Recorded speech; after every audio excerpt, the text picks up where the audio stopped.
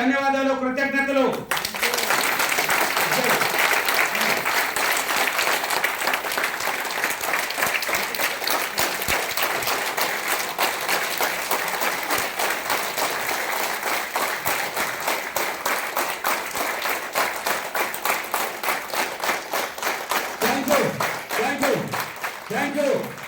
Thank you.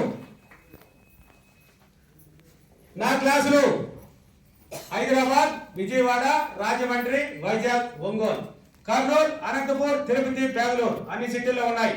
కష్టాలు, బాధలు, అప్పులు, అప్పు అంటే నిప్పు, అప్పులు, భార్యాభర్తల అనుబంధం, పిల్లల చదువు, ఉద్యోగం కావాలన్నా, వ్యవసాయం బాగుపడాలన్నా, నువ్వు ఏదనుకున్నా, సంతానం కావాలన్నా, సుఖప్రసవం జరగాలన్నా, నువ్వు ఏదనుకో ఆరోగ్యం కావాలన్నా, ఏదైనా నన్ను డబ్బు గురువు అని పేరు పెట్టుకున్నారు మీరు. నేను నేర్పించేది ఏ టు జెడ్.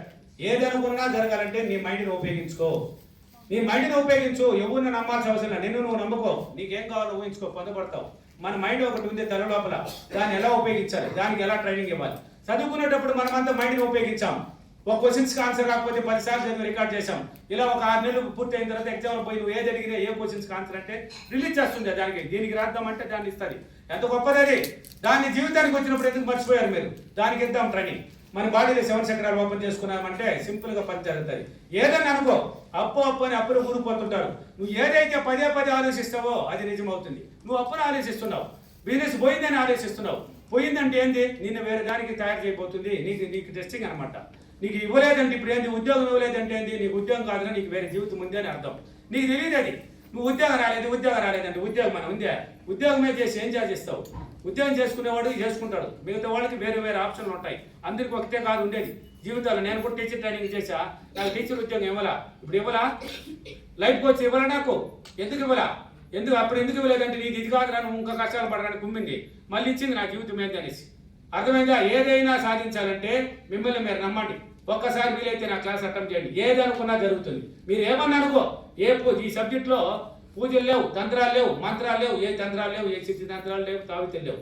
అది పూజలకు సంబంధించింది, మనిషి కాదు. ఈ సబ్జెక్ట్ ఏంటి? నిన్ను నువ్వు నమ్ముకో. నీలో తలలోపల ఒక మెదడు ఉంది, దాన్ని ఉపయోగించుకో.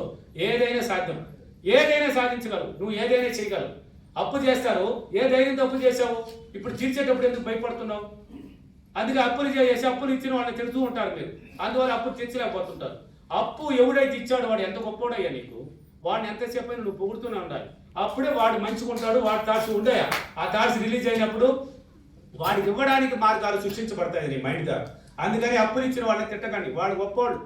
వాడు బాగున్నారు కాబట్టి నిన్ను ఆదుకున్నాడు. వాడు గొప్పోడు కాబట్టి వాడిని పొగుడు. వాడి కష్టానికి మళ్ళీ అడిగినప్పుడు వాడిని వ్యతిరేకించేది. అలా తప్పండి అది. కాబట్టి అప్పు ఇచ్చిన వాళ్ళు ఎవరిని తిట్టకూడదు. వాళ్ళ పొగడాలి. ఎనీ టైం పొగిడినప్పుడు అది ఇవ్వడానికి అవకాశాలు, వాడు మంచితనంతో నీకు అవకాశం ఇస్తాడు. నీకు మార్గాలు ఏర్పడతాయి. నువ్వు వాటిని సులభంగా ఇస్తావు. ఎన్ని ఫీడ్బ్యాక్లు ఉన్నాయి చూడండి. అప్పుని ఎలా తీరుస్తున్నారు సులభంగా అనేది. అప్పు అనకూడదు. తీసుకున్న వారి డబ్బులు అందరి డబ్బులు అని చెప్పుకోవాలి. నేను ఇక్కడ మీకు అప్పు అనేది అన్ని తెలియజేస్తున్నాను. అప్పు అన్న వాడు కానీ తీసుకున్న వారి డబ్బులు. వాడు తీసుకున్న వాడు గొప్పవాడు, తీసుకున్న వాడు మంచివాడు, వాళ్ళు అన్ని విధాలకు బాగున్నారు. ఇలా పొగుడుతూ ఉండాలి.